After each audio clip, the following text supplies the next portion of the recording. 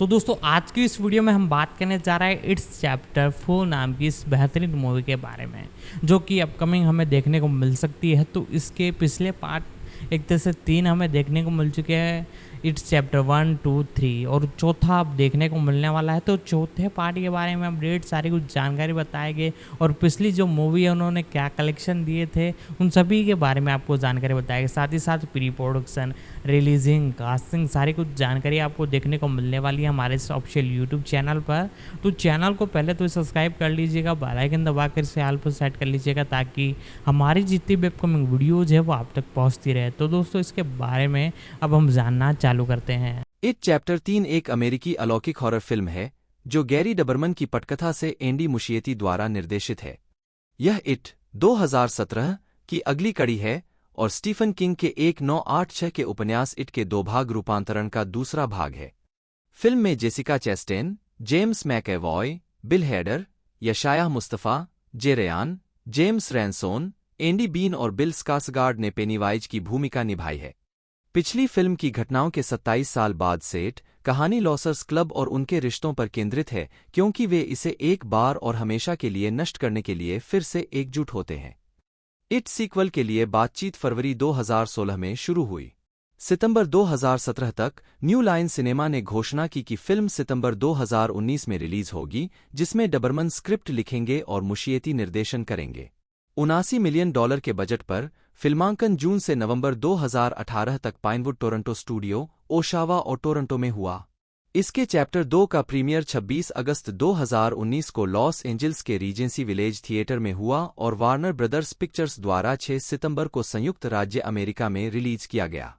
Film को आलोचकों से मिश्रित समीक्षाएं मिलीं, जिन्होंने इसके प्रदर्शन, विशेष रूप से हेडर और स्कार्सगार्ड के उत्पादन, डिजाइन और विषयों की प्रशंसा की, लेकिन इसके रन टाइम, गति और डर की आलोचना की, जो इसके पूर्ववर्ती की तुलना में प्रतिकूल थे।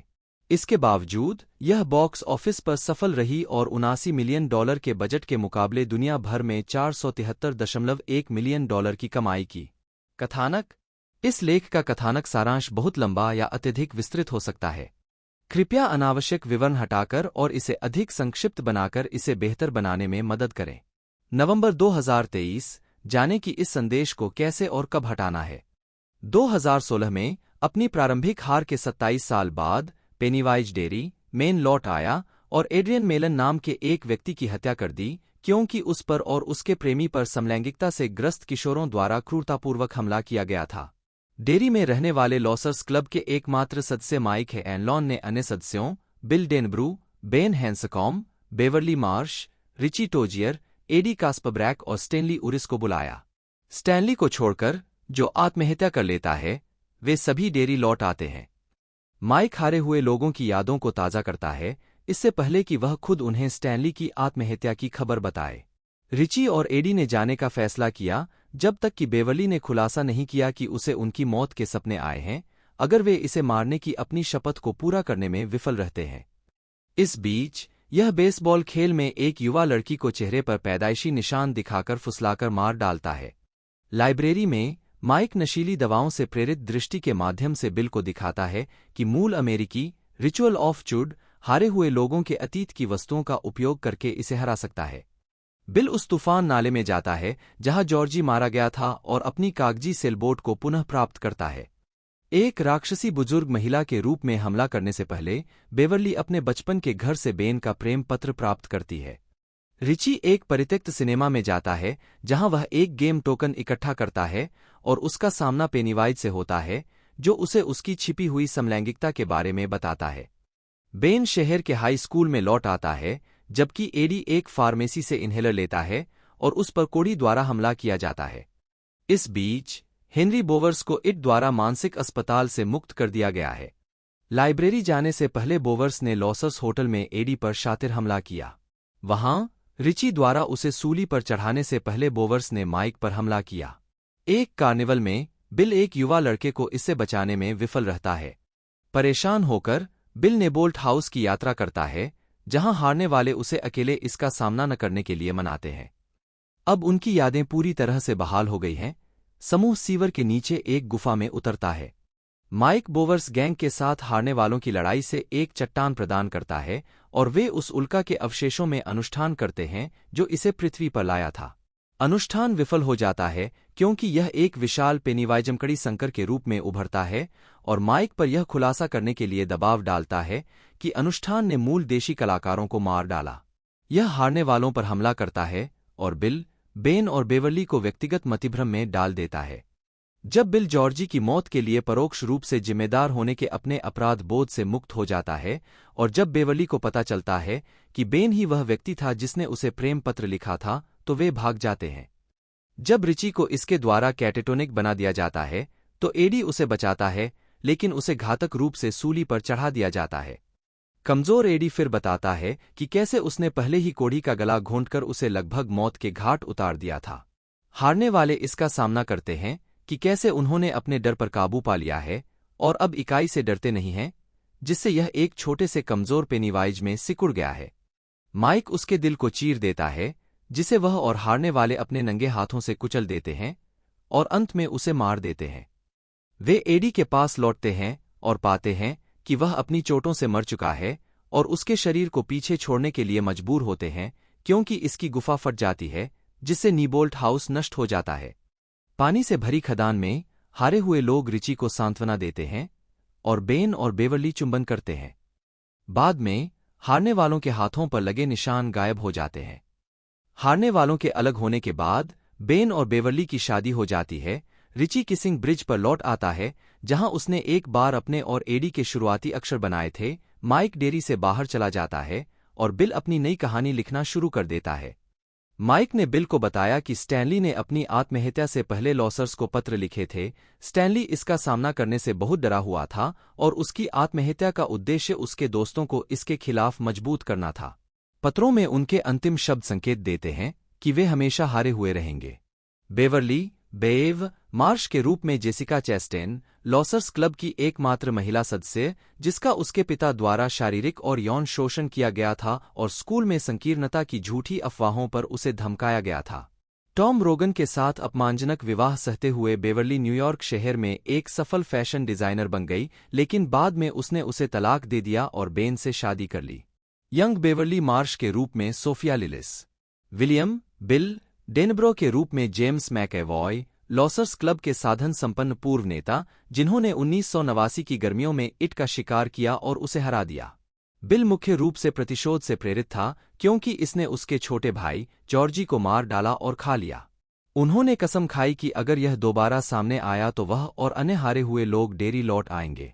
एक वयस्क के रूप में बिल लॉस एंजल्स में एक सफल रहस्य उपन्यासकार है, जिसके कार्यों की अक्सर समान लचर अंत के लिए आलोचना की जाती है। जैडेन मार्टेल यंग बिल डेनब्रू के रूप में, रिचर्ड, रिची टोजियर के रूप में बिल हेडर, बिल का चश्माधारी सबसे अच्छा दोस्त और लॉसर्स क्लब का साथी सदस्य, जिसकी तेज आवाज और अभद्र भाषा अक्सर उसे परेशानी में डाल देती है। एडी के लिए उसके मन में गुप्त रोमांटिक भावनाएं हैं। एक वयस्क के रूप में रिची शिकागो में एक सफल स्टैंड अप कॉमिक बन जाती है। यंग रिची टोजियर के रूप में फिन वोल्फहार्ड, यशायाह मुस्तफा माइकल, माइक है एनलॉन के रूप में लॉसर्स क्लब का एक सदस्य जिसने इसके खिलाफ लड़ाई लड़ी। एक वयस्क के रूप में माइक डेरी में रहने वाला एकमात्र व्यक्ति है और शहर का लाइब्रेरियन बन जाता है। एकमात्र व्यक्ति के रूप में जिसे पिछली फिल्म में जो कुछ भी हुआ था वह सब याद है, वह अन्य हारने वालों को डेरी में वापस बुलाता है जब यह फिर से सामने आता है। यंग माइक है एनलॉन के रूप में जैकब्स को चुना। क्रिस्टियन लेवी कॉक्स और टोरियन मैथ्यू कॉक्स 4 वर्षीय माइक है एनलॉन के रूप में। जे रेयान बेंजामिन, बेन हैंसकॉम के रूप में लॉसर्स क्लब का एक सदस्य जिसने इसके खिलाफ लड़ाई लड़ी। उसे बचपन में अधिक वजन होने के कारण धमकाया गया था और बेवर्ली पर उसका क्रश था। एक वयस्क के रूप में वह एक आकर्षक और सफल लेकिन अकेला वास्तुकार है जो ऊपरी न्यूयॉर्क में रहता है और हैंसकॉम आर्किटेक्चर नामक अपनी खुद की कंपनी चलाता है। जेरेमी रेटेलर यंग बेन हैंसकॉम के रूप में। एडवर्ड, एडी कास्पब्रैक के रूप में जेम्स रैनसोन, लॉसर्स क्लब का एक सदस्य, एक हाइपोकॉन्ड्रियक और प्रॉक्सी द्वारा मुंचूसन सिंड्रोम का शिकार। एक वयस्क के रूप में एडी न्यूयॉर्क शहर में एक बीमा कंपनी के लिए एक सफल जोखिम विश्लेषक है और उसकी शादी मायरा से हुई है जो उसकी अतिसुरक्षात्मक मां सोनिया के समान है। युवा एडी कास्पब्राक के रूप में जैक डायलन ग्रेजर, स्टेन उरिस के रूप में एंडी बीन, लॉसर्स क्लब का एक व्यावहारिक सदस्य जिसने 1989 में इसके खिलाफ लड़ाई में सहायता की थी। एक वयस्क के रूप में वह अटलांटा में एक बड़ी अकाउंटिंग फर्म का संस्थापक भागीदार बन जाता है और पैटी नाम की एक महिला से शादी कर लेता है।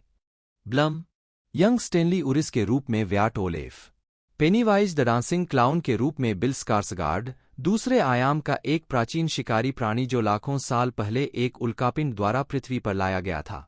यह हर 27 साल में बच्चों को मारने के डर से जागता है। पेनीवाइज इसका पसंदीदा और प्राथमिक मुखौटा है, हालांकि अपने पीड़ितों में डर पैदा करने के लिए इसे कई रूप लेते हुए दिखाया गया है। 1989 में लॉसर्स क्लब द्वारा इस पर जबरदस्ती की गई और इसे गंभीर रूप से घायल कर दिया गया, जिससे यह समय से पहले शीत निद्रा में चला गया। यह हार उसे अपनी ताकत फिर से बनाने और हारने वालों को डेरी लौटने पर मारने के लिए प्रेरित करती है। इसके अन्य रूपों में श्रीमती केर्श के रूप में जॉन ग्रेगसन शामिल हैं, जो एक स्पष्ट रूप से प्यारी और सौम्य बुजुर्ग महिला, वास्तव में एक राक्षस है जो बेवर्ली के बचपन के घर में रहती है। होबो के रूप में जेवियर बोटेट, एक कोढ़ी जिसका 29 नीबोल्ट स्ट्रीट हाउस में एडी से सामना हुआ, और द विच के रूप में भी श्रीमती केर्श का राक्षसी रूप, जॉर्जी डेनब्रू के रूप में जैक्सन रॉबर्ट स्कॉट, बिल के दिवंगत छोटे भाई, और पैट्रिक हॉकस्टेटर के रूप में ओवेन टीग, एक युवा गुंडा जिसे 1989 में पेनीवाइज ने सीवर में खा लिया था। यह उपनाम बॉब ग्रे, स्कार्सगार्ड भी के तहत बिना जोकर मेकअप के भी संक्षिप्त रूप से दिखाई देता है। इसके अतिरिक्त टीच ग्रांट ने हेनरी बोवर्स का किरदार निभाया है, 4, जिसने 1989 की गर्मियों में लॉसर्स क्लब को आतंकित किया था, इससे पहले कि वह इसके प्रभाव में अपने पिता की हत्या के लिए जेल में बंद हो गया था। निकोलस हैमिल्टन ने युवा हेनरी बोवर्स के रूप में अपनी भूमिका दोहराई है। मॉली एटकिंसन ने छद्म पीड़ित मां द्वारा एडी के मुंचौसेन सिंड्रोम, सोनिया के रूप में अपनी भूमिका दोहराई है, और एडी की पत्नी मायरा की भूमिका भी निभाई है, जो सोनिया से काफी मिलती जुलती है। जेवियर डोलन और टेलर फ्रे एड्रियन मेलन, 5, और डॉन हैगार्टी एक समलैंगिक जोड़े के रूप में दिखाई देते हैं, जिन पर मेलन द्वारा मारे जाने से पहले एक कार्निवल के दौरान युवाओं के एक समूह ने हमला किया था, जबकि जेक वेरी युवा गिरोह के नेता वेबी के रूप में दिखाई देते हैं, जो एड्रियन और डॉन पर हमला करता है। ल्यूक रोसेलर ने डीन नाम के एक युवा लड़के का किरदार निभाया है, जो उस तूफानी नाले के पास बिल से मिलता है जहां 1988 में जॉर्जी की मौत हो गई थी और जिसे बाद में फिनलैंड में इट द्वारा मार दिया गया था। रयान कीरा आर्मस्ट्रांग विक्टोरिया फुलर के रूप में दिखाई देते हैं, एक छोटी लड़की जिसके गाल पर एक बड़ा जन्मचिन्ह है, जिसे बेसबॉल खेल में ब्लीचर्स के नीचे फुसलाकर इट द्वारा मार दिया जाता है। जेस वीक्सलर ने बिल की पत्नी ऑड्रा डेनब्रो, नी फिलिप्स, का किरदार निभाया है। विल बेनब्रिंक ने बेवर्ली के अपमानजनक पति टॉम रोगन का किरदार निभाया है, 5, और मार्था गिरविन स्टेनली की पत्नी पैटी के रूप में दिखाई देती हैं। स्टीफन बोगार्ट, जेक सिम, लोगान थॉम्पसन, जो बोस्टिक और मेगन चारपेंटियर ने बेवर्ली के अपमानजनक पिता एल्विन मार्श, हेनरी के दोस्त रेजिनाल्ड, बेल्च, हगिंस और Victor, Vic, Chris, pharmacist Mister Keen और कीन की बेटी के रूप में पहली फिल्म की अपनी भूमिकाओं को दोहराया। ग्रेटा, क्रमशः जूनो रिनाल्डी ने वयस्क ग्रेटा का किरदार निभाया है। केटी लूनमैन ने मुखर क्षमता में बेट्टी रिप्सम के रूप में अपनी भूमिका को दोहराया है। इसके अलावा एक दूसरे चरित्र क्रिस अनविन को भी चित्रित किया है, जो वेबी के दोस्तों में से एक है जो एड्रियन और डॉन पर हमला करने में भाग लेता है। स्टीफन किंग एक गिरवी दुकान के मालिक के रूप में आए, फिल्म के निर्देशक एंडी मुशिएती फार्मेसी में एक ग्राहक के रूप में आए, और फिल्म निर्माता पीटर बोगदानोविच खुद बिल के उपन्यास पर आधारित फिल्म के निर्देशक के रूप में आए। ब्रैंडन क्रेन, जिन्होंने 1990 की टीवी मिनी सीरीज इट के रूपांतरण में युवा बेन हैंसकॉम की भूमिका निभाई, भी हैंसकॉम आर्किटेक्चर के बोर्ड सदस्य के रूप में एक कैमियो भूमिका निभाते हैं। 6. फिल्म निर्माता गुइलेर्मो डेल टोरो को चौकीदार के रूप में एक कैमियो के लिए बुलाया गया था, जिसका सामना पेनीवाइज से भागते समय बेन से होता है। डेल टोरो को लगभग सुरक्षित करने के बावजूद उन्हें अंतिम फिल्म में शामिल नहीं किया गया। 7. किंग के बेटे और साथी लेखक जो हिल को मूल रूप से युवा बिल और बेवर्ली के साथ फ्लैशबैक दृश्य में गिरवी दुकान के मालिक के युवा संस्करण के रूप में कैमियो करने की कल्पना की गई थी, लेकिन यह दृश्य पटकथा के अंतिम मसौदे से काट दिया गया था। 8. मार्टुरिन द टर्टल के फिल्म में होने की सूचना मिली थी। 9. ऐसा नहीं हुआ, हालांकि बेन के घर में एक सुनहरे कछुए की मूर्ति देखी जा सकती है और कक्षा के दृश्य में एक छोटी मूर्ति देखी जा सकती है। 10.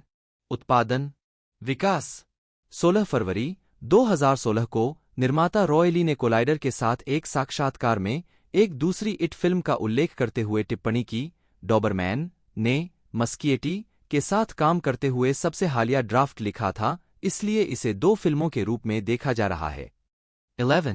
19 जुलाई 2017 को मुशिएती ने खुलासा किया कि उत्पादन 2018 के वसंत में शुरू होने वाला था। उन्होंने कहा, 12-13 हमारे पास शायद जनवरी 2018 में दूसरे भाग के लिए एक स्क्रिप्ट होगी। आदर्श रूप से हम ऐसा करेंगे, मार्च में तैयारी शुरू करें। पहला भाग केवल बच्चों के बारे में है। दूसरा भाग 27 साल बाद के इन पात्रों के बारे में है, जिसमें 1989 की यादें शामिल हैं जब वे बच्चे थे। 21 जुलाई 2017 को मुशिएती ने दूसरी फिल्म में एक संवाद होने की उम्मीद करते हुए कहा, जो पहली फिल्म में मौजूद नहीं है। उन्होंने कहा, ऐसा लगता है जैसे हम इसे करने जा रहे हैं। यह दूसरा भाग है, यह सीक्वल नहीं है, और यह पहले भाग से बहुत जुड़ा हुआ है। 15-16 मुशिएती ने कहा कि पहली फिल्म के 2 कट सीन संभवतः दूसरी फिल्म में शामिल किए जाएंगे, जिनमें से एक किताब से ब्लैक स्पॉट में आग है। 25 सितंबर 2017 को न्यू लाइन सिनेमा ने घोषणा की कि सीक्वल 6 सितंबर 2019 को रिलीज किया जाएगा। 18 गैरी डबरमन 19-20 ने पटकथा लिखी है और एंडी मुशिएती निर्देशन में लौट रहे हैं। 21 बाद में डबरमन ने एनाबेले कम्स होम को लिखने और निर्देशित करने के लिए प्रोजेक्ट छोड़ दिया, जबकि जेसन फुट्स को उनके प्रतिस्थापन के रूप में लाया गया। जुलाई 2017 में एक साक्षात्कार में पहली फिल्म के बाल कलाकारों से पूछा गया कि वे अगली कड़ी में उनकी भूमिका निभाने के लिए किन अभिनेताओं को चुनेंगे। सोफिया लिलिस ने जेसिका चैस्टेन को चुना और फिन वोल्फहार्ड ने बिल हेडर को चुना। 23 दोनों को अंततः उन भूमिकाओं में कास्ट किया जाएगा। सितंबर 2017 में मुशिएती और उनकी बहन ने उल्लेख किया कि बेवर्ली मार्श के वयस्क संस्करण को निभाने के लिए चैस्टेन उनकी शीर्ष पसंद होंगे। 24 नवंबर 2017 में चैस्टेन ने स्वयं इस परियोजना में रुचि व्यक्त की। 25 आखिरकार फरवरी 2018 में चैस्टेन आधिकारिक तौर पर कलाकारों में शामिल हो गए। 26 उन्हें मुशिएती के साथ फिर से जोड़ा गया, जिन्होंने उन्हें मामा में निर्देशित किया था। अप्रैल 2018 तक हेडर और जेम्स मैकेवॉय क्रमशः रिची टोजियर और बिल डेनब्रू के वयस्क संस्करणों को निभाने के लिए कलाकारों में शामिल होने के लिए बातचीत कर रहे थे। 27 मई 2018 में जेम्स रैनसोन, जे रयान और एंडी बीन क्रमशः एडी कास्परब्रैक, बेन हैंसकॉम और स्टेनली उरिस के वयस्क संस्करणों को चित्रित करने के लिए कलाकारों में शामिल हुए। 28, 29, 30 जून 2018 में यशायाह मुस्तफ़ा माइक हेनलॉन के वयस्क संस्करण के रूप में शामिल हुए, जबकि जेवियर डोलन और विल बेनब्रिंक को भी क्रमशः एड्रियन मेलन और टॉम रोगन के रूप में लिया गया।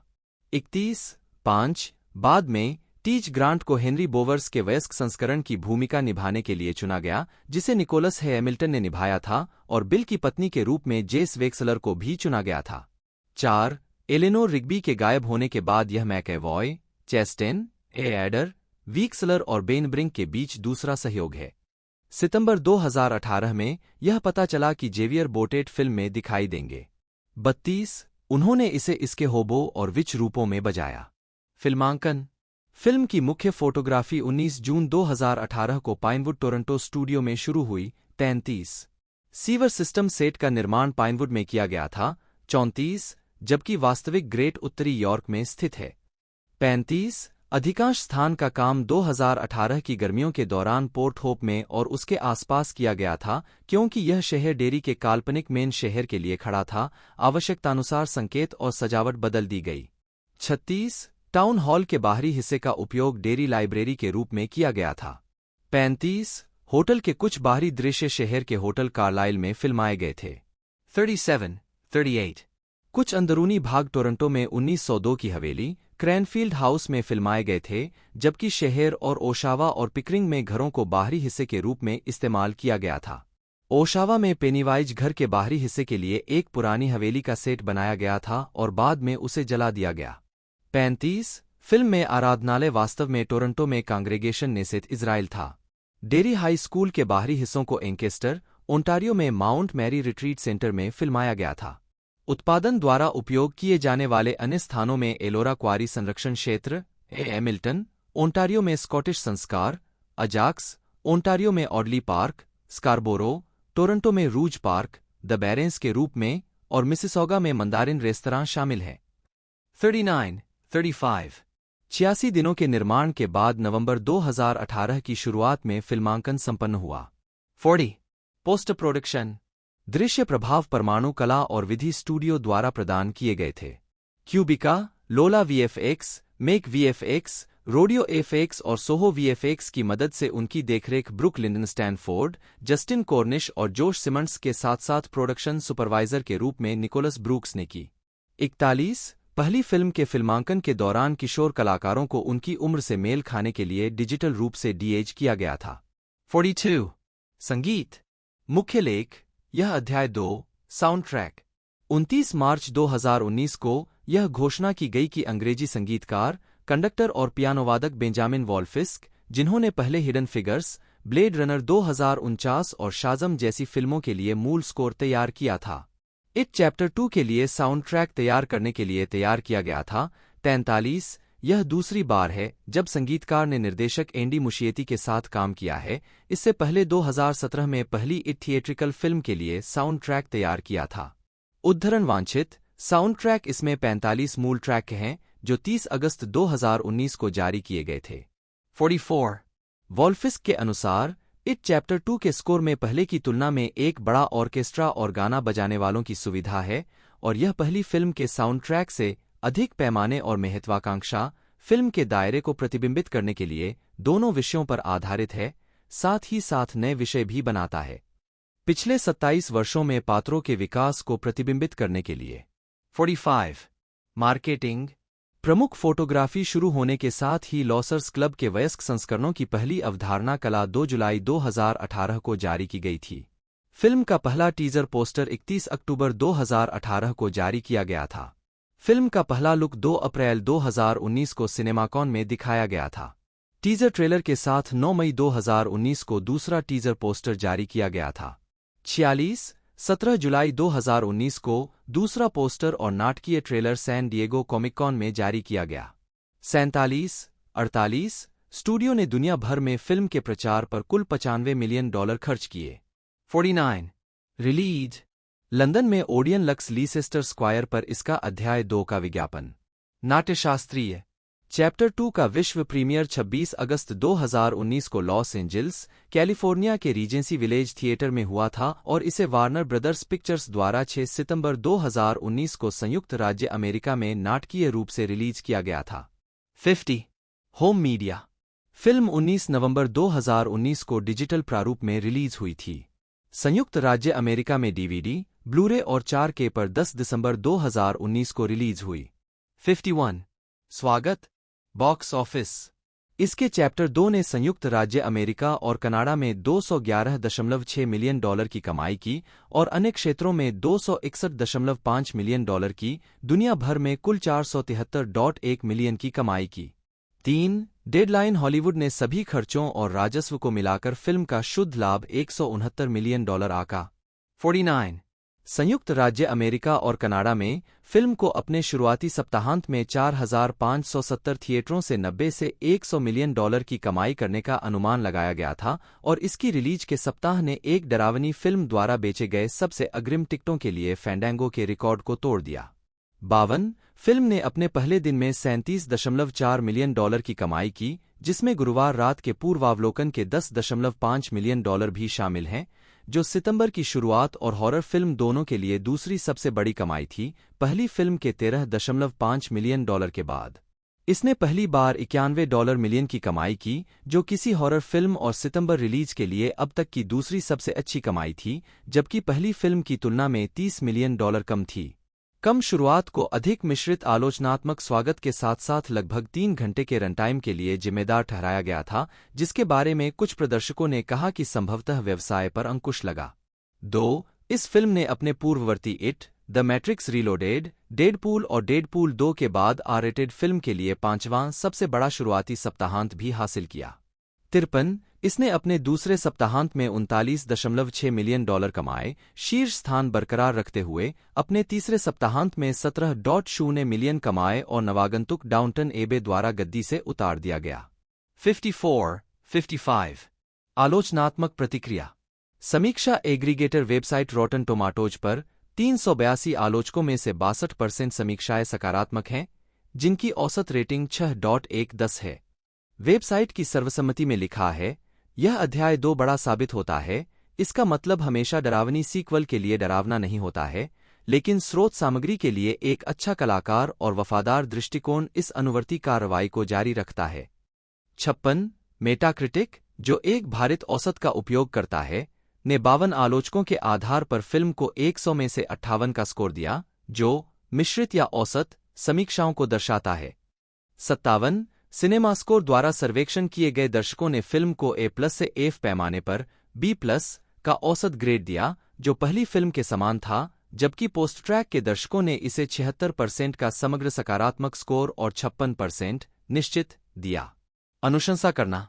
2 शिकागो सन-टाइम्स के लिए लिखते हुए रिचर्ड रोपर ने प्रोडक्शन डिजाइन और कलाकारों की प्रशंसा की, लेकिन कहा कि फिल्म पहली फिल्म जितनी डरावनी नहीं थी। उन्होंने कहा, मशिएट्टी के सभी दृश्य उत्कर्ष के लिए और बेहद प्रतिभाशाली बिल स्कार्सगार्ड ने फिर से एक पागलपन पेश किया, खतरनाक पेनीवाइज के रूप में परेशान करने वाला प्रभावी, संपूर्ण प्रदर्शन। इट चैप्टर 2 का मुझ पर अपेक्षाकृत कम प्रभाव पड़ा।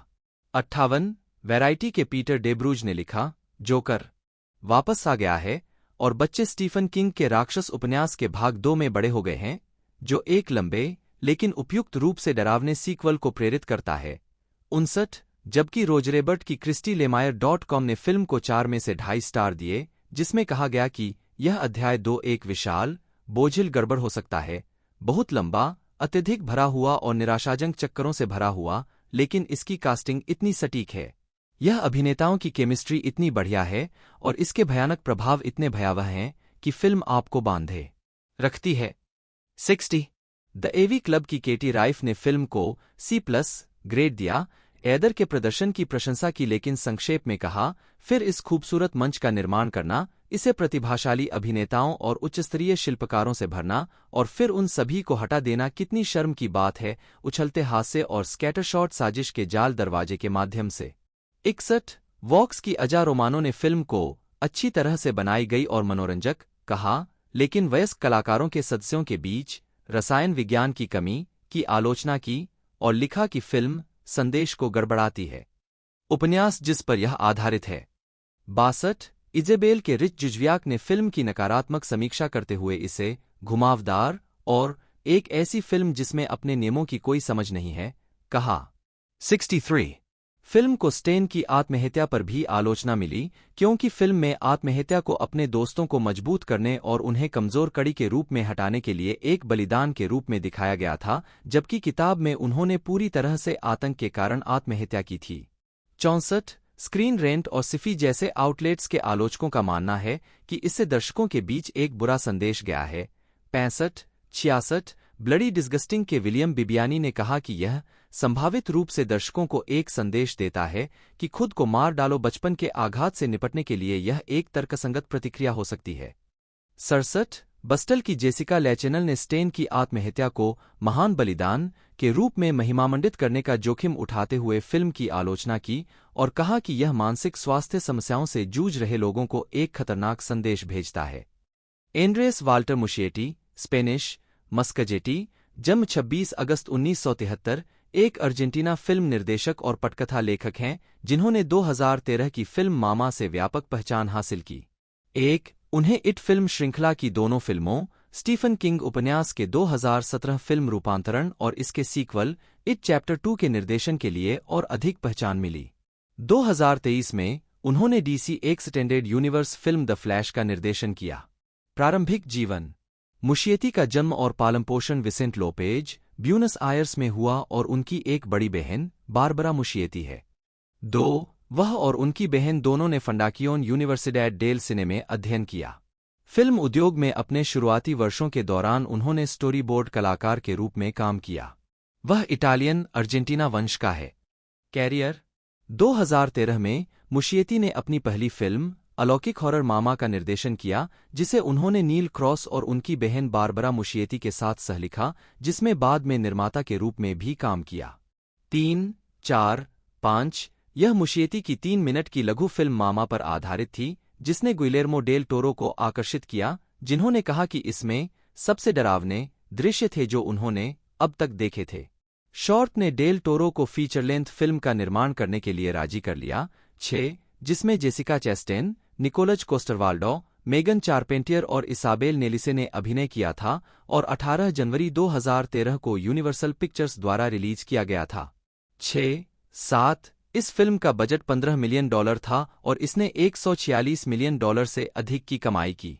8 सितंबर 2013 में यूनिवर्सल ने द ममी फ्रैंचाइज के रीबूट के लिए मुशिएती को काम पर रखा, लेकिन जॉन स्पैहट्स की स्क्रिप्ट के ड्राफ्ट के साथ रचनात्मक मतभेदों के कारण उन्होंने मई 2014 में प्रोजेक्ट छोड़ दिया। 9-10 जुलाई 2015 में कैरी जोजी फुकुनागा के जाने के बाद मुशिएती को न्यू लाइन सिनेमा द्वारा स्टीफन किंग उपन्यास के 2 भाग रूपांतरण इट को निर्देशित करने के लिए काम पर रखा गया था। बारबरा ने डैन लिन, रॉय ली, सेठ ग्राहम स्मिथ और डेविड कैटचेम्बर के साथ मिलकर इसका निर्माण किया। फिल्म 2017 और 2019 में 2 अध्यायों में रिलीज हुई थी। 11 जुलाई 2019 में मुशिएती ने क्रिस्टीना हॉडसन की पटकथा पर आधारित डीसी एक्सटेंडेड यूनिवर्स पर आधारित फिल्म द फ्लैश को निर्देशित करने के लिए बातचीत की। उनकी बहन बारबरा एक निर्माता के रूप में काम करने के लिए तैयार थीं। मुशिएटी द फ्लैश से जुड़े 5वें निर्देशक थे। सेठ ग्राहम स्मिथ, रिक फैमुइवा, जॉन फ्रांसिस डेली और जोनाथन गोल्डस्टीन पहले विभिन्न बिंदुओं पर इससे जुड़े थे।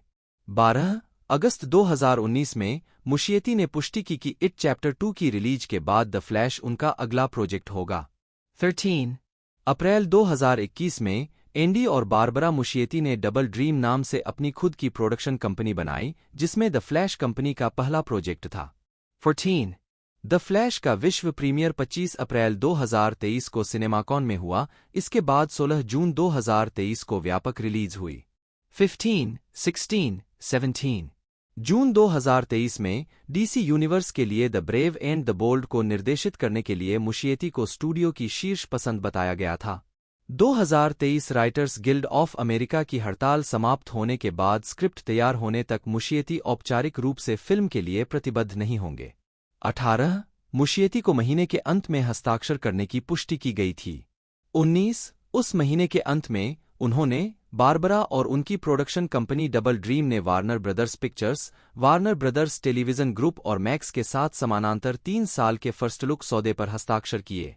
20 पहले घोषित परियोजनाएं 2013 के बाद से मुशिएती के कई अन्य परियोजनाओं में शामिल होने या विचाराधीन होने की सूचना मिली है, जो अभी तक पूरी नहीं हुई हैं और जिनकी स्थिति सार्वजनिक रूप से अपडेट नहीं की गई है।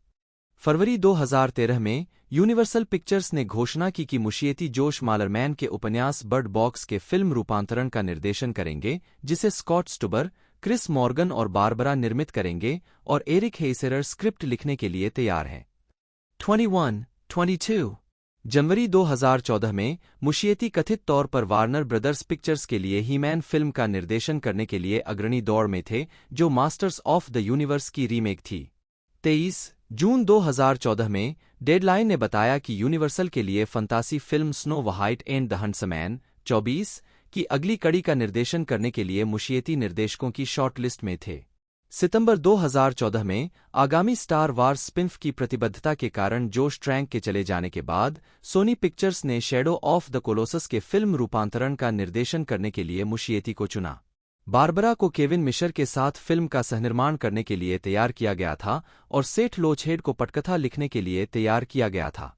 25 फरवरी 2015 में डेडलाइन ने बताया कि सोनी एक लाइव एक्शन रोबोटिक प्रोजेक्ट का निर्देशन करने के लिए मुशिएती को नियुक्त करना चाह रहा था, जिसमें जियानी नुन्नारी और मार्क कैंटन निर्माण से जुड़े थे और माइकल बी गॉर्डन पटकथा लेखक के रूप में काम करेंगे।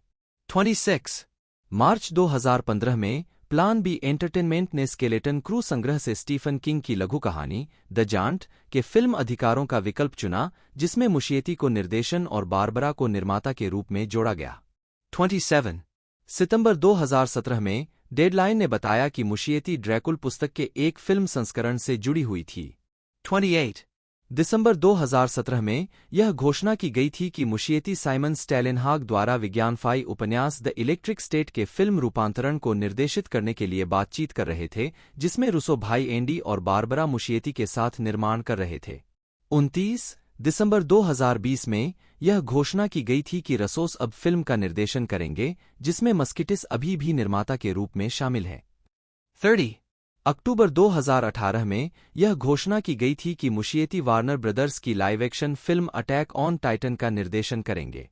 31 अगस्त 2019 में यह घोषणा की गई थी कि मुशिएती स्टीफन किंग के उपन्यास रोडवर्क का एक फिल्म रूपांतरण तैयार करेंगे, जिसका निर्देशन पाब्लो ट्रेपेरो करेंगे। 32 जनवरी 2020 में यह घोषणा की गई थी कि मुशिएती नेटफ्लिक्स के लिए द हॉलिंग के रीमेक का निर्देशन करेंगे। स्टीफन एडविन किंग जन्म 21 सितंबर 1947 एक अमेरिकी लेखक हैं। हॉरर का राजा कहा जाता है। 2 उन्होंने अन्य शैलियों की भी खोज की है, उनमें सस्पेंस, अपराध, विज्ञान कल्पना, फंतासी और रहस्य शामिल है। 3 उन्होंने लगभग 200 लघु कहानियां भी लिखी हैं, जिनमें से अधिकांश संग्रहों में प्रकाशित हुई हैं। 4 उनकी पहली फिल्म कैरी 1974 ने उन्हें भयभीत कर दिया। डिफरेंट सीजन्स 1982 4 उपन्यासों का संग्रह इस शैली से उनका पहला बड़ा प्रस्थान था।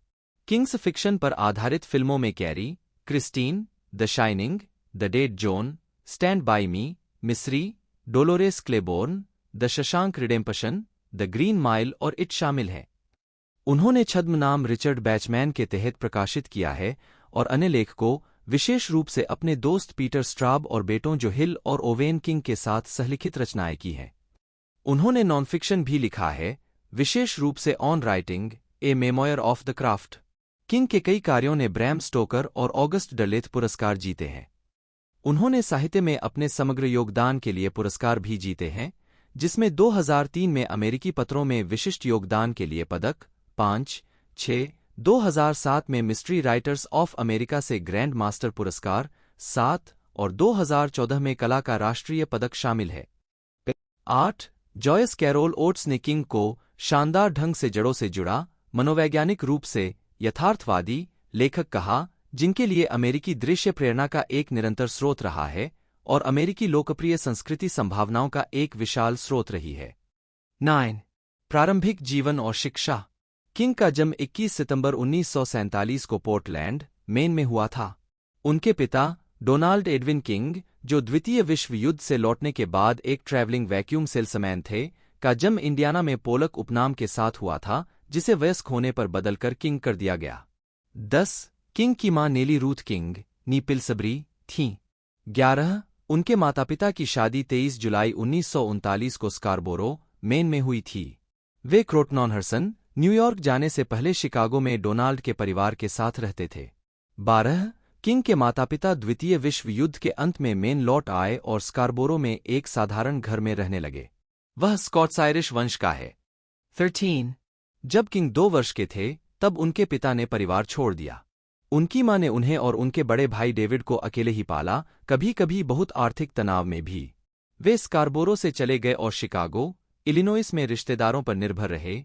क्रोटनॉनहर्सन, West De Pere, Wisconsin, Fort Wayne, Indiana, Malden, Massachusetts और स्ट्रैटफोर्ड, कनेक्टिकट। 14 जब किंग 11 वर्ष के थे, तब उनका परिवार डरहम, मेन चला गया, जहां उनकी मां ने अपने माता-पिता की मृत्यु तक उनकी देखभाल की। उसके बाद वह मानसिक रूप से विकलांग लोगों के लिए एक स्थानीय आवासीय सुविधा में देखभालकर्ता बन गई। किंग का कहना है कि जब वह लगभग 6 या 7 साल के थे, तब उन्होंने लिखना शुरू कर दिया था, बस कॉमिक किताबों से पैनल कॉपी करते थे और फिर अपनी कहानियां बनाते थे। फिल्म का भी एक बड़ा प्रभाव था।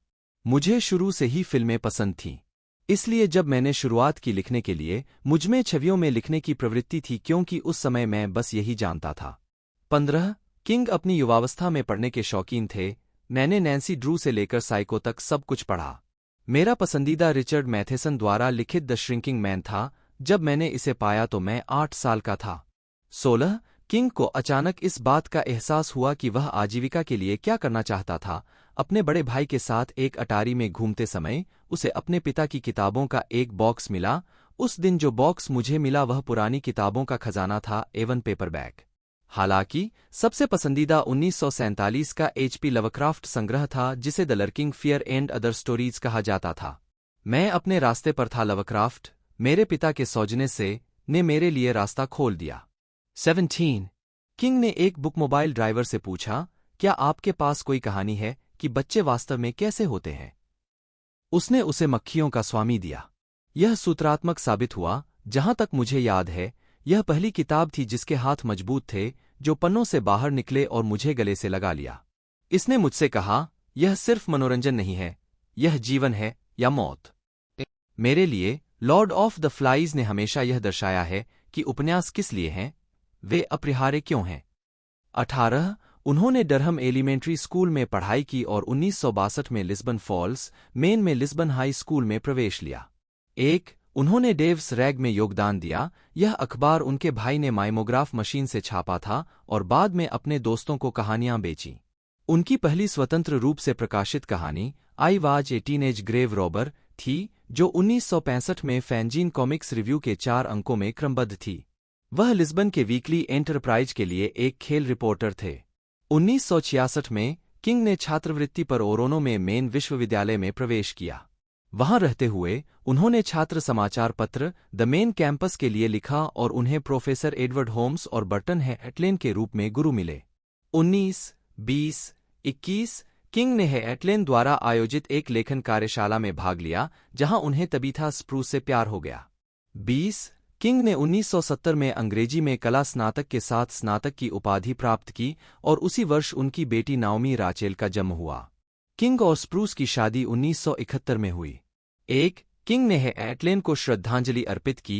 बर्ट मेरे अब तक के सबसे महान अंग्रेजी शिक्षक थे। उन्होंने ही मुझे सबसे पहले पूल का रास्ता दिखाया था, जिसे उन्होंने भाषा पूल, मिथक कहा था। पूल, जहां हम सब पीने के लिए उतरते हैं। वह 1968 की बात है। उसके बाद के वर्षों में मैं अक्सर उस रास्ते पर चला हूं जो वहां जाता है, और मैं किसी के दिन बिताने के लिए इससे बेहतर जगह नहीं सोच सकता। पानी अभी भी मीठा है और मछलियां अभी भी तैरती हैं। किंग ने अपनी पहली पेशेवर लघु कहानी द ग्लास फ्लोर को 1967 में स्टार्टलिंग मिस्ट्री स्टोरीज को बेच दी। 1 मेन विश्वविद्यालय से स्नातक होने के बाद किंग ने हाई स्कूल में पढ़ाने के लिए एक प्रमाणपत्र प्राप्त किया, लेकिन तुरंत कोई शिक्षण पद पाने में असमर्थ रहे। उन्होंने कैवेलियर जैसी पत्रिकाओं को लघु कहानियां बेचीं। इनमें से कई प्रारंभिक कहानियां नाइट शिफ्ट 1978 में पुनः प्रकाशित की गईं। 1971 में किंग को हैम्पडेन, मेन में हैम्पडेन अकादमी में एक अंग्रेजी शिक्षक के रूप में नियुक्त किया गया था। 1 उन्होंने पत्रिकाओं में लघु कहानियों का योगदान जारी रखा और उपन्यासों के लिए विचारों पर काम किया, जिसमें युद्धविरोधी उपन्यास स्वॉर्ड इन द डार्कनेस भी शामिल है, जो अभी भी अप्रकाशित है। 23 1970 का दशक, Carrie to the dead zone. Carrie के पहले संस्करण से पोर्ट्रेट 1974। द शाइनिंग 1977 के पहले संस्करण से पोर्ट्रेट। किंग अपने पहले उपन्यास कैरी की उत्पत्ति को याद करते हैं। 2 असंबद्ध विचार, किशोर क्रूरता और टेलीकिनेजीस, एक साथ आए। इसकी शुरुआत कैवेलियर के लिए एक लघु कहानी के रूप में हुई। किंग ने पहले 3 पन्ने कूड़ेदान में फेंक दिए, लेकिन उनकी पत्नी तबीथा ने उन्हें वापस पा लिया और कहा कि वह जानना चाहती हैं कि आगे क्या हुआ। उन्होंने उनकी सलाह मानी और इसे एक उपन्यास में विस्तारित किया। 24 उसने उससे कहा, तुम्हें यहां कुछ मिला है। मुझे सच में लगता है कि तुम्हारे पास कुछ है। 25 द गार्जियन के अनुसार कैरी व्हाइट की कहानी है, जो एक हाई स्कूल की छात्रा है जिसमें गुप्त शक्तियां हैं, और फिर जैसे जैसे उपन्यास आगे बढ़ता है, टेलीकिनेटिक शक्तियां विकसित होती हैं। यह कई जगहों पर क्रूर है, दूसरों को प्रभावित करती है। कैरी का उसके साथ संबंध लगभग उन्मादी रूप से धार्मिक मां एक विशेष रूप से क्षतिग्रस्त है और इससे भी अधिक रक्तरंजित।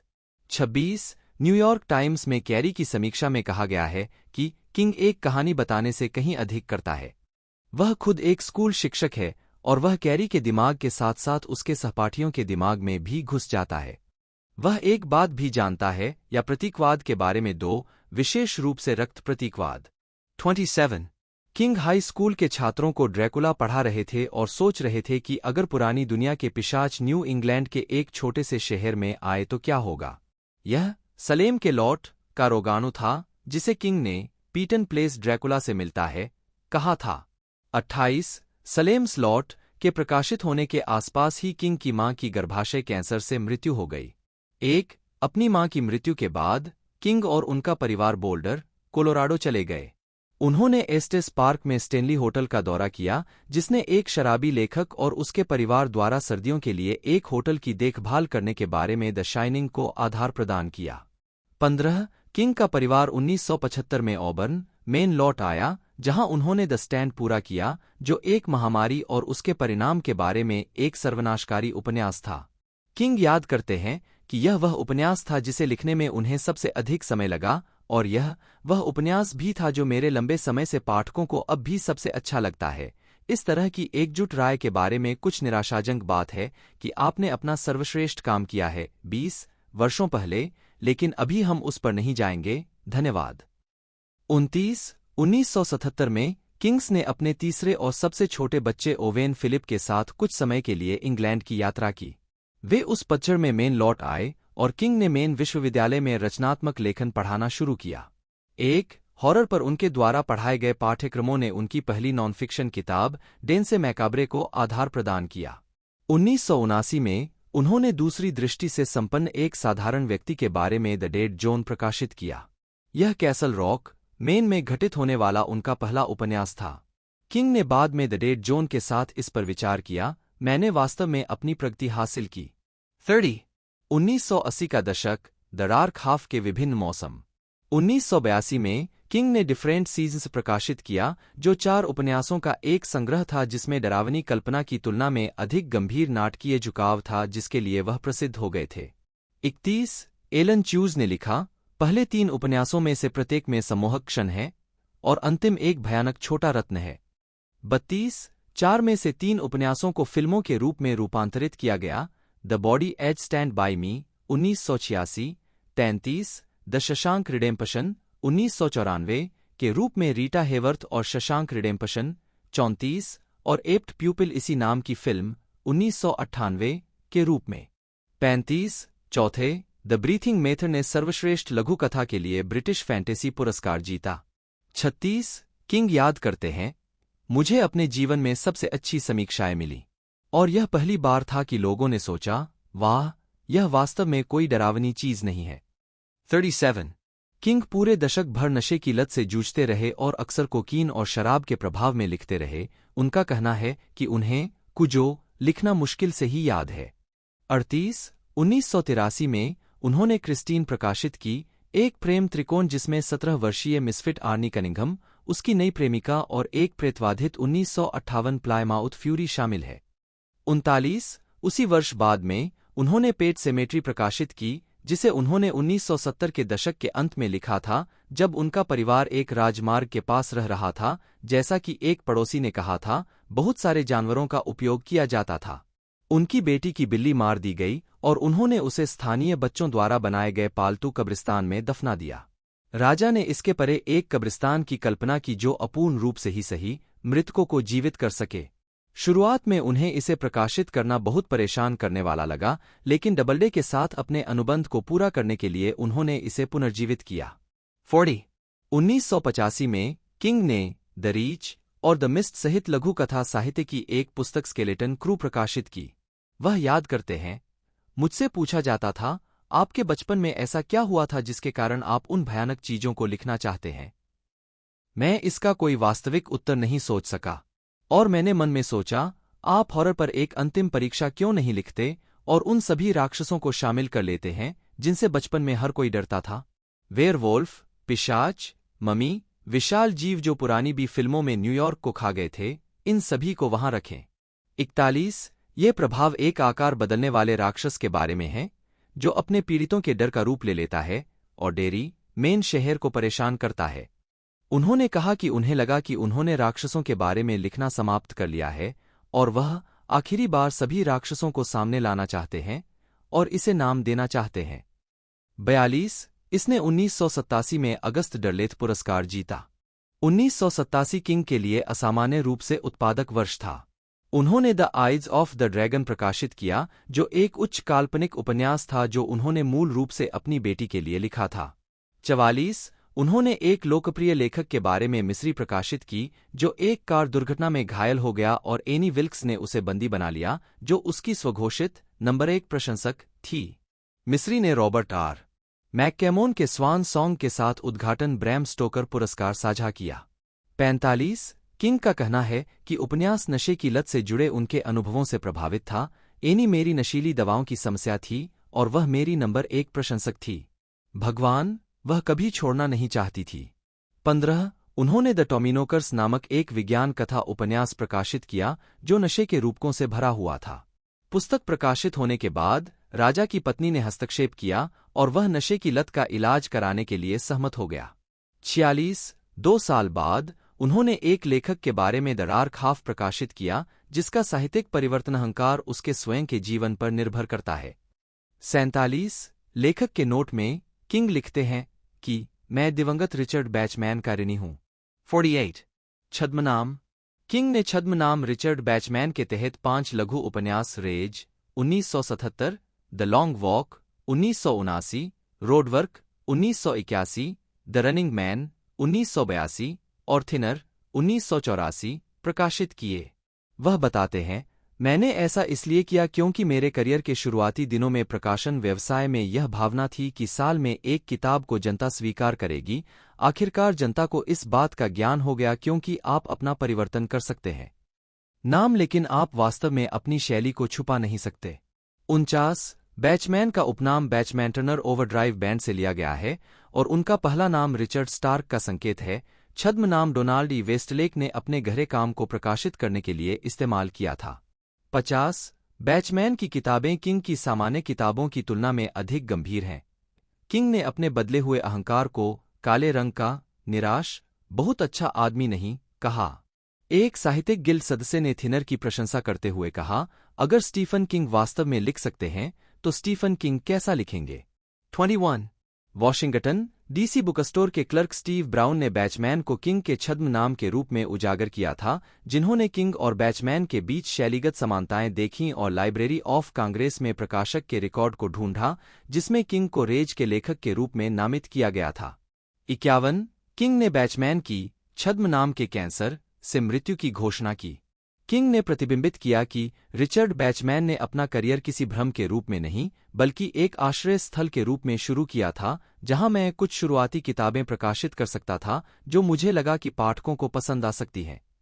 फिर वह एक लेखक की कल्पना के प्राणी के रूप में विकसित और जीवंत होने लगा।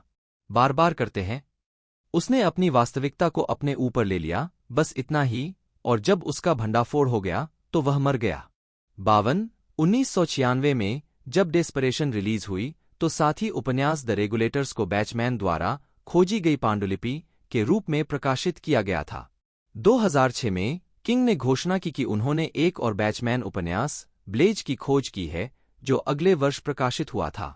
मूल पांडुलिपि कई वर्षों तक मेन विश्वविद्यालय में रखी गई थी और कई किंग विशेषज्ञों द्वारा इसे कवर किया गया था। किंग ने इसके प्रकाशन के लिए मूल 1973 पांडुलिपि को फिर से लिखा। 53 किंग ने अन्य छद्म शब्दों का प्रयोग किया है। 1972 में लघु कहानी द फिफ्थ क्वार्टर कैवेलियर में जॉन स्विटन एक कैरी चरित्र के नाम से प्रकाशित हुई थी। 54 Charlie the Choo Choo from the World of the Dark Tower को 2016 में छद्म नाम बेरिल इवांस के तहत प्रकाशित किया गया था और नेट डेमरॉन द्वारा चित्रित किया गया था। 55 इसे किंग्स की the Dark tower 3 the wastelands के कथानक के लिए एक काल्पनिक पुस्तक से रूपांतरित किया गया है। 56 द डार्क टावर मुख्य लेख द डार्क टॉवर श्रृंखला 1970 के दशक के उत्तरार्ध में किंग ने एक अकेले बंदूकधारी रोलैंड के बारे में एक श्रृंखला शुरू की जो एक वैकल्पिक ब्रह्मांड में मैन इन ब्लैक का पीछा करता है जो कि J.R.R. टॉल्किन की मध्य पृथ्वी और अमेरिकी वाइल्ड वेस्ट के बीच का मिश्रण है, जैसा कि क्लिंट ईस्टवुड द्वारा दर्शाया गया है और सर्जियो लियोन अपने स्पेगेटी वेस्टर्न में। पहली कहानी द डार्क टॉवर द गनस्लिंगर शुरू में 1977 से 1981 तक एडवर्ड एल फ्रमन के संपादन के तहत the magazine of fantasy and science fiction में 5 किश्तों में प्रकाशित हुई थी। यह 8 खंडों वाले महाकाव्य द डार्क में विकसित हुई। टावर 1978 और 2012 के बीच प्रकाशित। 57 1990 का दशक for past midnight to hearts in Atlantis 1990 में किंग ने फॉर पास्ट मिडनाइट प्रकाशित किया जो समय के सामान्य विषय के साथ 4 उपन्यासों का एक संग्रह था। 1991 में उन्होंने नीडफुल थिंग्स प्रकाशित की जो संयम प्राप्त करने के बाद उनका पहला उपन्यास था, जिसे the last castle rock story कहा गया। 1992 में उन्होंने गेराल्ड सगेम और डोलोरेस क्लेबोर्न प्रकाशित किए, जो महिलाओं के बारे में 2 उपन्यास थे जो सूर्य ग्रहण से जुड़े हुए थे। 58 बाद वाला उपन्यास शीर्षक पात्र द्वारा एक अखंड एकालाप में सुनाया गया है। मार्क सिंगर ने इसे ग्रेनाइट कठिन जीवन वाले एक 66 वर्षीय मेन तटीय द्वीप मूल निवासी के मिट्टी के मुंह से नैतिक रूप से उत्साहजनक स्वीकारोक्ति के रूप में वर्णित किया है, लेकिन आत्मदया का एक कण भी नहीं। किंग ने कहा कि उन्होंने क्लेबोर्न का चरित्र अपनी मां पर आधारित किया है। 1996 में किंग ने द ग्रीन माइल नामक एक कैदी की कहानी को 6 भागों में एक धारावाहिक उपन्यास के रूप में प्रकाशित किया। इसे एक ही समय में न्यूयॉर्क टाइम्स पेपरबैक बेस्टसेलर सूची में पहले, चौथे, 10वें, 12वें, 14वें और 15वें स्थान पर रहने का गौरव प्राप्त हुआ। 1998 में उन्होंने हाल ही में विधवा हुई उपन्यासकार के बारे में स्क्रिबनर के साथ अपनी पहली पुस्तक बैग ऑफ बोन्स प्रकाशित की। कई समीक्षकों ने कहा कि यह एक लेखक के रूप में किंग की परिपक्वता को दर्शाता है। चार्ल्स सडी लिंट ने लिखा, उसने उस भयावहता और डर को नहीं छोड़ा है जिसने उसे एक ब्रांड नाम बना दिया है, लेकिन अब वह उनका उपयोग अधिक विवेकपूर्ण तरीके से करता है। वर्तमान राजा के पास मानवीय स्थिति के बारे में अपने युवा राजा की तुलना में कहीं अधिक अंतर्दृष्टि है, और इससे भी बेहतर, इसे हमारे साथ साझा करने के लिए आवश्यक सभी कौशल। 59 बैग ऑफ बोन्स ने ब्रैम स्टोकर और ऑगस्ट डेलेथ पुरस्कार जीते। 60 61 1999 में उन्होंने the Girl Who Loved Tom Gordon प्रकाशित की, जो एक लड़की के बारे में है जो जंगल में खो जाती है और बोस्टन रेड सॉक्स गेम्स के प्रसारण को सुनकर सांत्वना पाती है, और हार्ट्स इन अटलांटिस लिंक किए गए उपन्यासों की एक पुस्तक है। और 1960 के दशक में वयस्कता के आगमन के बारे में लघुकथाएं। उस वर्ष बाद में एक वैन के चालक द्वारा टक्कर मारने के बाद किंग को अस्पताल में भर्ती कराया गया था। घटना पर विचार करते हुए उन्होंने कहा, मुझे ऐसा लगता है कि मेरे ही उपन्यास के एक पात्र ने मुझे लगभग मार डाला है। यह लगभग हास्यास्पद है। उन्होंने कहा कि उनकी नर्सों को स्पष्ट शब्दों में कहा गया था, दुख का मजाक मत बनाओ। 62 2000 का दशक, under writing to under the dome. Harvard book store में स्टीफन किंग, 6 जून 2005। 2000 में किंग ने संस्मरण और शैली मैनुअल का मिश्रण ऑन राइटिंग प्रकाशित किया, जिसे वॉल स्ट्रीट जर्नल ने एक तरह का क्लासिक कहा। 63 उसी वर्ष बाद में उन्होंने राइडिंग द बुलेट प्रकाशित की, जो दुनिया की पहली सामूहिक ई पुस्तक थी जिसके 5 लाख से अधिक डाउनलोड थे। इसकी सफलता से प्रेरित होकर उन्होंने पे व्हाट यू वांट पद्धति का उपयोग करके ऑनलाइन किश्तों में एक ऐतिहासिक हॉरर उपन्यास द प्लांट का प्रकाशन शुरू किया। उन्होंने पाठकों को प्रति किस्त $1 का भुगतान करने का सुझाव दिया और कहा कि वह केवल तभी प्रकाशन जारी रखेंगे जब 75% पाठक भुगतान करेंगे। 64 जब प्लांट बंद हो गया तो जनता ने मान लिया कि किंग ने इस परियोजना को छोड़ दिया है क्योंकि बिक्री असफल रही थी, लेकिन किंग ने बाद में कहा कि उनके पास कहानियां ही खत्म हो गई थीं। 65 अधूरा उपन्यास अभी भी किंग की आधिकारिक साइट पर उपलब्ध है, अब मुफ्त है। किंग ने ड्रीम कैचर 2001 का पहला ड्राफ्ट एक नोटबुक और एक वाटरमैन फाउंटेन पेन से लिखा, जिसे उन्होंने दुनिया का सबसे बेहतरीन वर्ड प्रोसेसर कहा। 66 2002 में किंग ने from a Buick art Christine के क्षेत्र में वापसी प्रकाशित की। 67 2005 में उन्होंने हार्ड केस क्राइम छाप के लिए रहस्य द कोलोराडो किड प्रकाशित किया। 68 2006 में उन्होंने सेल प्रकाशित किया, जिसमें सेल फोन पर प्रसारित एक रहस्यमय सिग्नल उपयोगकर्ताओं को नासमझ हथियारों में बदल देता है। उसी वर्ष उन्होंने एक उपन्यासकार की विधवा के बारे में लिसी की कहानी प्रकाशित की। वह इसे अपने पसंदीदा उपन्यासों में से कहते हैं, क्योंकि मैंने हमेशा महसूस किया है कि शादी अपनी गुप्त दुनिया बनाती है और केवल लंबी शादी में ही 2 लोग कम से कम एक दूसरे के बारे में वास्तविक ज्ञान प्राप्त कर सकते हैं। मैं इसके बारे में लिखना चाहता था और मुझे लगा कि मैं वास्तव में जो कहना चाहता था उसके करीब पहुंच गया हूं। 16 2007 में किंग ने वार्षिक संकलन the best American short stories के लिए अतिथि संपादक के रूप में कार्य किया। 69 2008 में किंग ने ड्यूमा की फ्लोरिडा में अपना पहला उपन्यास सेट 70 और संग्रह जस्ट आफ्टर सनसेट प्रकाशित किया। 71 2009 में यह घोषणा की गई कि वह फैंगोरिया के लिए एक लेखक के रूप में काम करेंगे। 72 किंग का उपन्यास अंडर द डोम उस वर्ष के अंत में प्रकाशित हुआ और न्यूयॉर्क टाइम्स बेस्टसेलर सूची में नंबर 1 पर आया। 73 जेनेट मसलिन ने इसके बारे में कहा, इस चीज को उठाना जितना कठिन है, इसे नीचे रखना उससे भी अधिक कठिन है। 74 2010 का दशक, पूर्ण अंधकार, संस्थान में कोई सितारे नहीं। 2010 में किंग ने फुल डार्क, नो स्टार्स, प्रतिशोध के सामान्य विषय के साथ 4 उपन्यासों का एक संग्रह प्रकाशित किया। 2011 में उन्होंने 11-22-63 प्रकाशित किया, जो 1958 की ओर ले जाने वाले एक टाइम पोर्टल और एक अंग्रेजी शिक्षक के बारे में है जो कैनेडी की हत्या को रोकने की कोशिश करने के लिए इसके माध्यम से यात्रा करता है। एरोल मॉरिस ने इसे H.G. वेल्स के बाद से सबसे अच्छी समय यात्रा कहानियों में से एक कहा। 75 2013 में उन्होंने हार्ड केस क्राइम इम्प्रिंट के लिए अपनी दूसरी पुस्तक जॉयलैंड प्रकाशित की।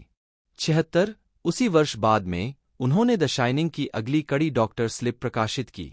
7 दिसंबर 2012 को मैसाचुसेट्स लोवेल विश्वविद्यालय में अपने चांसलर स्पीकर सीरीज के दौरान किंग ने कहा कि वह एक सेवानिवृत्त पुलिसकर्मी के बारे में एक अपराध उपन्यास लिख रहे थे जिस पर एक हत्यारे ने ताना मारा था, जिसका कार्यकारी शीर्षक मिस्टर मर्सिडीज था। 77 परेड के साथ एक साक्षात्कार में उन्होंने पुष्टि की कि उपन्यास कमोबेश पूरा हो चुका है। 78 यह 2014 में प्रकाशित हुआ और सर्वश्रेष्ठ उपन्यास के लिए एडगर एलन पो पुरस्कार जीता। 79 रिवाइवल के साथ वह भयभीत होकर लौटे, जिसे उन्होंने एक घटिया, अंधकारपूर्ण कृति कहा। 80 किंग ने जून 2014 में घोषणा की कि मिस्टर मर्सिडीज एक त्रयी का हिस्सा थे। अगली कड़ी फाइंडर्स कीपर्स 2015 में प्रकाशित हुई थी। 81 त्रयी की तीसरी पुस्तक एंड ऑफ वॉच 2016 में जारी की गई थी। 82 2018 में उन्होंने द आउटसाइडर जारी किया, जिसमें होली गिबनी का किरदार है, और नोवेला एलिवेशन। 83 2019 में उन्होंने द इंस्टीट्यूट जारी किया। 2020 if it bleeds to present. 2020 में किंग ने 4 उपन्यासों का एक संग्रह इफ इट ब्लीड्स जारी किया। 2021 में उन्होंने हार्ड केस क्राइम के लिए अपनी तीसरी पुस्तक लेटर प्रकाशित की। 84 2022 में किंग ने फेरी टेल उपन्यास जारी किया। होली गिबनी के बारे में होली सितंबर 2023 में रिलीज हुई थी। 85 नवंबर 2023 में लघु कहानी संग्रह यू लाइक इट डार्कर, जिसमें 12 कहानियां, 7 पहले प्रकाशित और 5 अप्रकाशित थीं, को मई 2024 में रिलीज करने की घोषणा की गई थी। किंग ने पीटर स्ट्राब के साथ 2 उपन्यास, द टेलिस्मैन 1984 और ब्लैक हाउस 2001 लिखे। 86 स्ट्राब याद करते हैं कि हमने पाठकों के लिए यह पहचानना जितना संभव हो सके उतना कठिन बनाने की कोशिश की कि किसने क्या लिखा है। आखिरकार हम सफलतापूर्वक एक दूसरे की शैली का अनुकरण करने में सक्षम हुए। स्टीव ने अधिक अल्पविराम या खंड लगाए और मैं एक तरह का था वाक्य संरचना में चीजों को और अधिक सरल बना दिया, और मैंने चीजों को यथासंभव जीवंत बनाने की कोशिश की क्योंकि स्टीव इसमें बहुत अच्छे हैं, और मैंने अधिक बोलचाल में लिखने की भी कोशिश की। स्ट्राब ने कहा कि एकमात्र व्यक्ति जो सही ढंग से पहचान सकता है कि कौन सा अंश किसने लिखा है, वह एक साथी लेखक नील गैमन था। 87 किंग और एफ स्टॉप फिट्जगेराल्ड के फोटोग्राफर ने coffee table book nightmares in the sky, gargoyles and grotesque 1988 पर सहयोग किया। 88 उन्होंने डिजाइनर बारबरा क्रूगर के साथ एक कलाकार की पुस्तक माई प्रिटी पोनी 1989 का निर्माण किया, जिसे Whitney museum of American art के लाइब्रेरी फेलो द्वारा 250 के सीमित संस्करण में प्रकाशित किया गया। अल्फ्रेड ए नोपफ ने इसे एक सामान्य व्यापार संस्करण में जारी किया। 89 किंग ने अपने बेटे जो हिल के साथ थ्रॉटल 2009 का सहलेखन किया। यह उपन्यास रिचर्ड मैथेसन के ड्यूएल को श्रद्धांजलि है। 90 उनका दूसरा सहयोग in the tall grass 2012 square में 2 भागों में प्रकाशित हुआ था। 91 किंग और उनके बेटे ओवेन ने वेस्ट वर्जीनिया महिला जेल में स्थापित स्लीपिंग ब्यूटीज 2018 का सहलेखन किया। 93 किंग और रिचर्ड चिज़मार ने ग्वेंडीज बटन बॉक्स 2017 का सहलेखन किया। 94 एक सीक्वल ग्वेंडीज मैजिक फेदर 2019 चिज़मार का एक एकल प्रयास था। 95 2022 में ग्वेंडी के फाइनल टास्क के लिए किंग और चिज़मार फिर से सेना में शामिल हो गए। 96 फिल्म और टेलीविजन। किंग ने अपनी पटकथा लेखन की शुरुआत जॉर्ज ए रोमेरो के क्रीप शो 1982 से की, जो ईसी हॉरर कॉमिक्स को एक श्रद्धांजलि थी। 1985 में उन्होंने एक और हॉरर एंथोलॉजी फिल्म कैट्स आई लिखी। रॉब रेनर, जिनकी film stand by Me 1986 king के उपन्यास द बॉडी का रूपांतरण है, ने अपनी प्रोडक्शन कंपनी का नाम किंग के काल्पनिक शहर के नाम पर कैसल रॉक एंटरटेनमेंट रखा। 97 कैसल रॉक एंटरटेनमेंट अन्य किंग रूपांतरणों का निर्माण करेगा, जिनमें रेनर्स मिस्री 1990 और फ्रैंक डाराबोंट की द शशांक रिडेम्पशन 1994 शामिल हैं। 1986 में किंग ने मैक्सिमम ओवरड्राइव के साथ अपने निर्देशन की शुरुआत की, जो उनकी कहानी ट्रक्स का रूपांतरण था। वह याद करते हैं, इसके निर्माण के दौरान मेरा दिमाग खराब हो गया था और वास्तव में मुझे नहीं पता था कि मैं क्या कर रहा हूं। 98 यह न तो आलोचनात्मक और न ही व्यावसायिक सफलता थी। किंग को सबसे खराब निर्देशक के लिए गोल्डन रास्पबेरी के लिए नामांकित किया गया था, लेकिन अंडर द चेरी मून के लिए वह प्रिंस से हार गए। 99 1999 में किंग ने लघु श्रृंखला स्टॉर्म ऑफ द सेंचुरी लिखी। उन्होंने लघु श्रृंखला रोज रेड 2002 लिखी, the Diary of Ellen Rimbauer My Life at Rose Red 2001 Ridley Pearson द्वारा लिखी गई थी और श्रृंखला के लिए गुमनाम रूप से प्रकाशित की गई थी। उन्होंने लार्स वॉन ट्रायर के द किंगडम पर आधारित किंगडम हॉस्पिटल 2004 भी विकसित किया। संगीत और रंगमंच। किंग ने संगीत वीडियो माइकल जैक्सनज घोस्ट्स 1996 में स्टेन विंस्टन और मिक गैरिस के साथ सहयोग किया। 100 उन्होंने टी बोन बर्नेट और जॉन मेलिंगकैम्प के साथ musical Ghost Brothers of Darkland County 2012 का सहलेखन किया। 101 एक साउंडट्रैक एल्बम जारी किया गया, जिसमें ताज महल, एल्विस कॉस्टेलो और रोसैन कैश सहित अन्य शामिल थे। 102 कॉमिक्स। 1985 में किंग ने लाभकारी X-Men comic book heroes for hope starring the X-Men के कुछ पन्ने लिखे। 103 उन्होंने बैटमैन नंबर 400 का परिचय लिखा, जो कि एक वर्षगांठ अंक था जहां उन्होंने सुपरमैन की तुलना में इस किरदार के लिए अपनी प्राथमिकता व्यक्त की। 104 2010 में डीसी कॉमिक्स ने अमेरिकन वैम्पायर का प्रीमियर किया, जो किंग और स्कॉट स्नाइडर द्वारा सहलिखित और राफेल अल्बुकर्क द्वारा चित्रित एक कॉमिक बुक श्रृंखला थी। 105 किंग ने पहले 5 अंकों की कहानी में पहले अमेरिकी पिशाच स्किनर स्वीट की पृष्ठभूमि की कहानी लिखी। 106 शैली, विषयवस्तु और प्रभाव। शैली। 2011 में स्टीफन किंग ऑन राइटिंग में किंग याद करते हैं, जब द न्यू यॉर्कर के लिए एक साक्षात्कार के दौरान मैंने साक्षात्कारकर्ता मार्क सिंगर से कहा कि मेरा मानना है कि कहानियां जमीन में जीवाश्मों की तरह पाई जाने वाली चीजें हैं, तो उन्होंने कहा कि उन्हें मेरी बात पर विश्वास नहीं हुआ। मैंने उत्तर दिया कि यह ठीक है, जब तक उसे विश्वास था कि मैं इस पर विश्वास करता हूं, और मैं करता हूं। कहानियां स्मारिका टी शर्ट या गेम बॉय नहीं हैं। कहानियां अवशेष हैं, पहले से मौजूद किसी अज्ञात दुनिया का हिस्सा हैं। लेखक का काम अपने टूल बॉक्स में मौजूद उपकरणों का उपयोग करके यथासंभव प्रत्येक उपकरण को जमीन से बाहर निकालना है। कभी कभी आप जिस जीवाश्म को खोजते हैं वह छोटा होता है, एक समुद्री सीप। कभी कभी यह बहुत बड़ा होता है, विशाल पसलियों और मुस्कुराते दांतों वाला टायरानोसोरस रेक्स। किसी भी तरह से लघु कथा हो या 1000 पन्नों का उपन्यास, उत्खनन की तकनीकें मूलतः एक जैसी ही रहती हैं। 107 किंग अक्सर क्या होगा परिदृश्य से शुरू करते हैं। पूछते हैं कि क्या होगा यदि एक शराबी लेखक अपने परिवार के साथ एक प्रेतवाधित होटल द शाइनिंग में फंस गया हो, या यदि कोई भविष्य की घटनाओं द डेड जोन के परिणाम देख सके, या यदि कोई इतिहास के पाठ्यक्रम को बदलने के लिए समय में यात्रा कर सकता है। 11/22/63 108 वह लिखते हैं कि परिस्थिति पहले आती है, पात्र हमेशा सपाट और अप्रभावित शुरू करने के लिए बाद में आते हैं। एक बार जब ये चीजें मेरे दिमाग में तय हो जाती हैं, तो मैं वर्णन करना शुरू कर देता हूं। मुझे अक्सर इस बात का अंदाजा होता है कि परिणाम क्या होगा हो सकता है, लेकिन मैंने कभी भी पात्रों के एक समूह की मांग नहीं की है कि वे चीजें मेरे तरीके से करें। इसके विपरीत, मैं चाहता हूं कि कुछ मामलों में परिणाम वही हो जो मैंने कल्पना की थी, मैंने कभी उम्मीद नहीं की थी।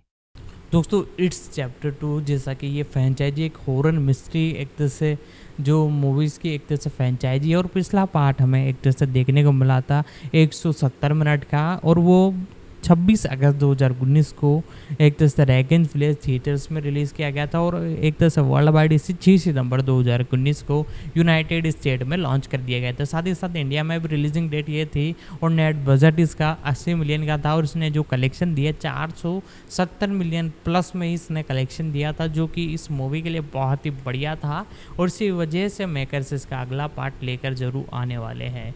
तो सारी कुछ जितनी भी अपडेट न्यूज़ जो भी निकल कर आई थी सारी कुछ मैंने आपको बता दी है। तो आपको आज की हमारी ये वीडियो अच्छी लगती है तो वीडियो को लाइक कीजिएगा, चैनल को सब्सक्राइब करके बेल आइकन दबा के इसे ऑल पर सेट कर लीजिएगा। आज की इस वीडियो में इतना ही दोस्तों, मिलते हैं अगले वीडियो में।